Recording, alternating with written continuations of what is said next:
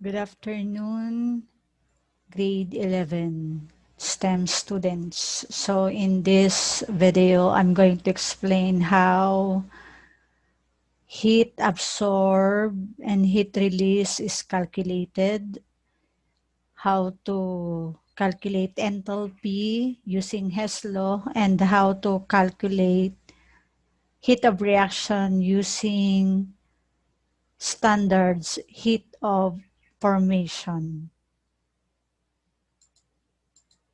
So to start, I understand that you've been in the beach and most of you experience this, that at daytime, when you are to step on the sand, specifically at noontime, you can't step on the sand barefooted. Why? Okay, because the sand is too hot. But when you are to go to the water, it's not as hot as the sand. Why is that so? Okay, so because the two materials differ in a specific heat. So when we say specific heat, so water has a high specific heat and is transparent. So it takes more energy to heat up than land does. So what do you mean by specific heat? Okay, so this is the amount of heat required to raise the temperature of 1 gram of the substance by 1 degree Celsius. And this is the list of specific heat for different substances. So if you are to examine, you see that water has the highest specific heat. And this is expressed in joule per gram degree Celsius. So it's 4.184. Okay. And then for the other material, specifically metal, you see that it has, or they have lower specific heat than that of water. When you are to boil water, of course, you are to make use of aluminum, say for example. So since aluminum has a very low specific heat,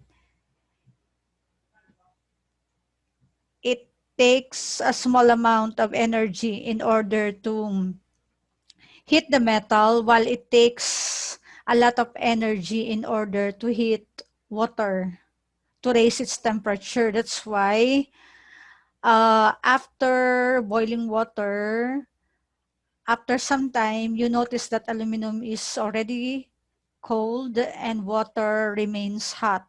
So because of the specific heat. So how is heat absorbed or heat release computed or calculated? So you are to make use of this formula. Q is equals to Cm delta T, or change in T, where Q here stands for the heat absorbed or released.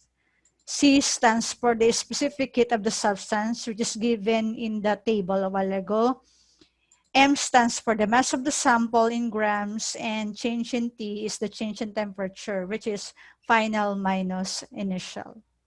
Say, for example, suppose the temperature of a 5,000 gram block of concrete sidewalk increased by 6 degrees Celsius. What is the amount of heat absorbed? So before you compute, of course, take note of the given here. So you have 5,000 grams, this is the mass, and this is the change in temperature, which is 6 degrees Celsius. So the specific heat of concrete is 0.84 joule gram degrees Celsius. So by applying the formula Cm delta T, so this C stands for the specific heat, which is 0.84 joule per gram degrees Celsius. The mass of the concrete is 5,000 and the change in temperature is 6 degrees Celsius. So the amount of heat absorbed is 25,000 joule, or 25 kilojoule. Another example, Suppose the same mass of concrete reach a temperature of 74 degrees Celsius during sunny and cool down at 40 degrees Celsius at night. How much heat was released? So first, before you compute for the amount of heat release, you have to get the change in temperature. So it's final minus initial, so you have negative 34 degrees Celsius. So in applying finding for the amount of heat, so you have Cm change in T, where to use the same value of specific heat and then the mass in gram and the change in temperature, which is negative 34. So the amount of heat release is negative 140,000 joule or 140 kilojoule. So take note of this, that it's negative because the heat is released. Unlike a while ago, if the heat is absorbed, then the sign of the heat is positive. Another example, so in the construction of bridges and skyscrapers, gap must be left between adjoining steel beams to allow for the expansion and contraction of the metal due to heating and cooling. So the temperature of the iron with a mass of 10 grams changed from 50.4 to 25 degrees Celsius, where the amount of heat release is 114 joule. So what is the specific heat of iron? So this time we are going to derive the formula of the specific heat from the original. Heat is equals to Cm delta T. First, get the change in temperature. So it's from initially is 50.4 and then the final is 25. So it's negative 25.4 degrees Celsius. So see here, our formula derived from the original is heat over mass multiplied by a change in temperature. So since this is heat is released, so it's negative 114 joule, and then we divide it to 10 grams, multiply it to a change in temperature of negative 25.4 degrees Celsius. So the specific heat of the iron is 0.449 joule per gram degree Celsius. And finally, for the last example, so the temperature of a sample of water increased from 20 to 46. So a change in temperature is 26.6. As it absorbs 5,650 joules of heat. So what is the mass of the sample? So this time we were asked of the mass of water. So the mass is computed by applying heat over specific heat multiplied by the change in temperature. So we have the heat absorbed, so this is positive, 5,650 joule, and water has this specific heat, 4.184 joule per gram degree Celsius. Then you multiply it to the change in temperature, which is 26.6 degree. Therefore, the mass of water involved here is 50.77 grams. Okay, so next we'll be moving on to enthalpy, but we have to again understand what thermochemistry is. So take note that thermochemistry is the study of heat changes that accompany chemical reaction and phase changes. So in writing thermochemical equation, so we see that the equation is still balanced, but it includes the physical states of all reactants and products like solid, liquid, gas, and aqueous. And this time we are to incorporate the idea of the energy change, and that is expressed as the change in enthalpy. So the symbol is delta, capital letter H. Okay. So when we say enthalpy, this is the energy change that accompany chemical reaction, or this is the heat content of a system at a constant pressure. From the word enthalpy, meaning to warm. Okay? And in computing for enthalpy or heat of reaction, This is the difference between enthalpy of the substance that exists at the end of the reaction and the enthalpy of the substance present at the start. Take note that when we say at the end of the reaction, we are talking of the product. And the substance present at the start, we are referring to the reactant. Therefore, the heat of the reaction or the enthalpy of the reaction is simply the difference between the heat in the final and the heat of the initial, or it is simply the heat of the product less the heat of reactants. And in the sign of the enthalpy, if the reaction is exothermic, take note, exothermic reaction are the one that releases energy. So there is a rise in temperature. The value of the heat of reaction is negative for exothermic. And for endothermic, the value is positive. Okay? So in the exothermic, the heat of the reactant is greater than the heat of the product. And in the endothermic, the heat of the product is greater than the heat of the reactant. And in calculating enthalpy, we are going to apply Hess law. What is Hess law? So this is the sum of the enthalpy change for the individual reaction is the enthalpy change for the final reaction. The sum, take note of that. The heat of a reaction carried out in a series of steps is equal to the sum of the enthalpy changes for the individual step. So series of step is equals to the sum for the individual steps. So to represent that, for the overall equation, we have equation 1, equation 2, equation 3, and so on. Or enthalpy is equals to the enthalpy of the first reaction, enthalpy of the second reaction, and so on. And in applying for Hess law, say for example, we have the combination reaction for sulfur trioxide, which involves an overall enthalpy change of negative 792 kilojoule. How is this computed?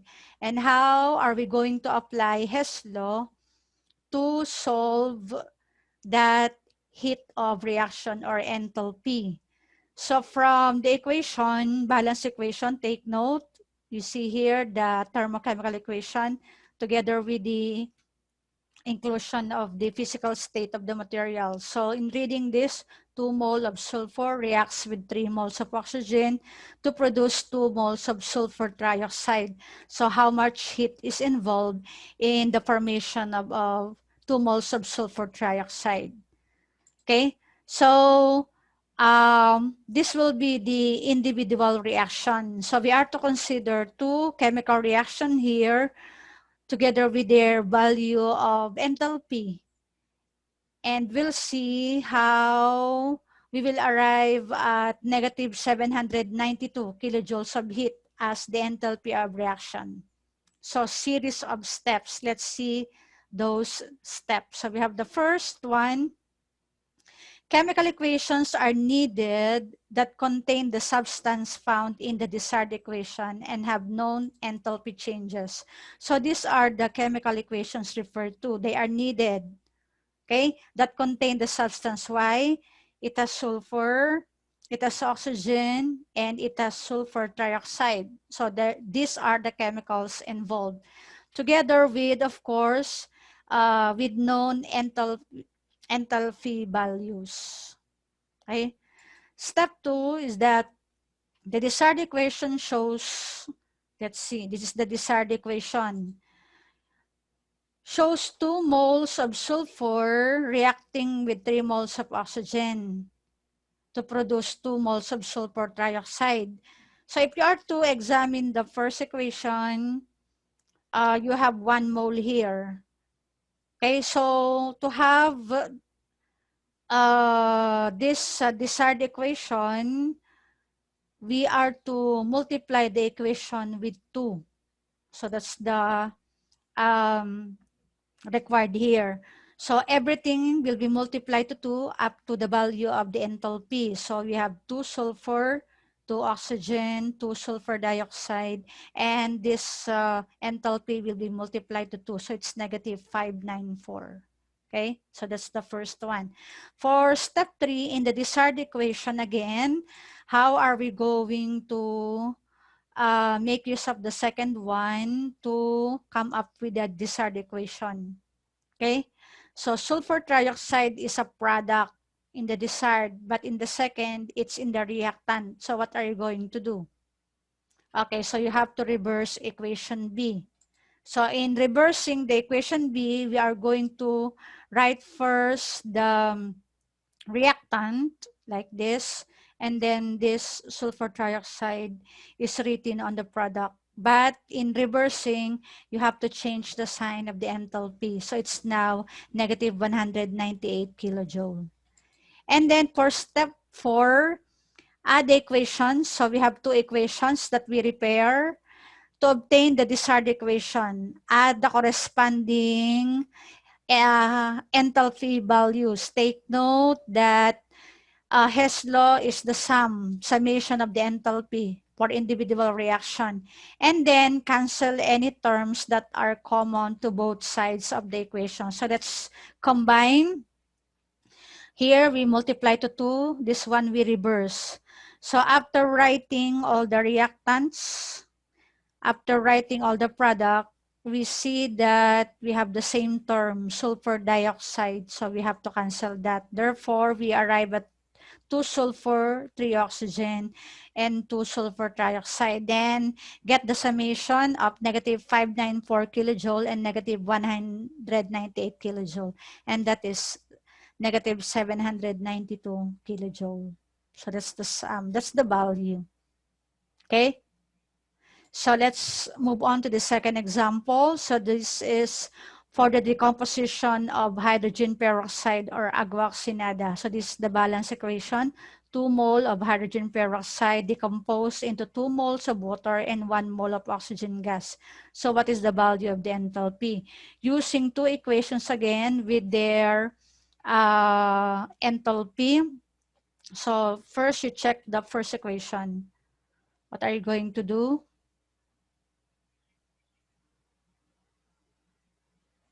Okay, so we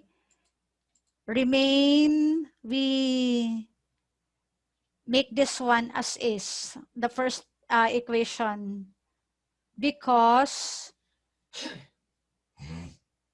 of water is already found on the product. So will do nothing on the first equation. For equation B, okay, so we'll reverse. Okay, because this is in the product, this is in the reactant. So therefore, let's see. So the original equation for A, we retain that rather. And for letter B, we reverse. So such that after reversing, we are to multiply still into 2 because there are 2 moles here in the desired, but in the equation here, there is only 1 mole, and therefore we multiply to 2. So we multiply to 2 the enthalpy, but we change the sign because we reverse it, and therefore we have positive 376. So the summation, negative 572 plus 376 kilojoule. Okay, the value is negative 196 kilojoule of heat. So the enthalpy here of reaction is negative 196 kilojoule of heat. Okay, so this is exothermic because the value is negative. Okay, so for this last example, let's see for the formation of methane gas from graphite and hydrogen gas. Okay, using this individual reaction with their enthalpy values. Okay, first they will examine. Okay, we will retain the equation. For the second one, we will multiply that to 2 because of this. And then for the third one, Let's see, we'll reverse this because in the desired, we have the methane and this is in the reactant. So by writing, this is as is, retain, and then this one is multiplied to 2, the entire equation, plus the enthalpy, so we have this value. And the last will be reversed. And therefore, we change this to a positive sign. So the summation of the enthalpy will be negative 74.7 kilojoules of heat. So the heat of reaction involved in the formation of methane is negative 74.7 kilojoules of heat. So this is also an exothermic reaction. Okay. And then for the computation of heat of reaction using standard enthalpy of formation. So standard enthalpy or heat of formation, this is the change in enthalpy that accompanies the formation of 1 mole of the compound in its standard state from its element in their standard state. So where do these standards heat of formation came from or come from? The elements in their standard state have a heat of formation of 0. Take note of that. And the standard enthalpy of formation of many compounds coming from the element have been measured experimentally. Okay, so say for example, how are we going to compute for the heat of reaction using standard enthalpies of formation? Okay, so in using this desired equation, 1 mole of hydrogen sulfide reacts with 4 moles of fluorine gas will yield 2 moles of hydrogen fluoride and 1 mole of sulfur hexafluoride. What is the heat of reaction? So this will be the individual equation wherein we see the compound here, which is also found on the desired equation. Okay, so for hydrogen sulfide, so the enthalpy is negative 21. For the hydrogen fluoride, the enthalpy is negative 273. So for sulfur trioxide here, you can find it here. So we'll not be using this value. And for sulfur hexafluoride, the enthalpy is negative 1,220 kilojoule per mole. Okay, so how do we compute for the heat of reaction? So in heat of reaction, we simply get the difference of the product and the reactant from the balance equation using the standard enthalpy of formation. Okay, so we again use this table. So in finding for the heat of reaction, so we have the heat of the product. So we have 2. You check for hydrogen fluoride, multiply it to negative 273 kilojoules per mole. And then we have for sulfur hexafluoride, which is negative 1,220 kilojoules per mole. And then minus, we have for the reaction, for the reactant, we have the hydrogen sulfide, which is negative 21. And we have for fluorine, take note, this is an element, therefore the value is 0. So in getting the heat of reaction, you get the difference and the value is negative 1,745 kilojoules of heat. And for the last example, say when methane and methane reacts with oxygen gas to produce carbon dioxide and water. So this is combustion reaction. 1 mole of methane reacts with 2 moles of oxygen, will produce 1 mole of carbon dioxide and 2 moles of water. So what is the heat of reaction? So this will be the value of the heat of formation for compound and element.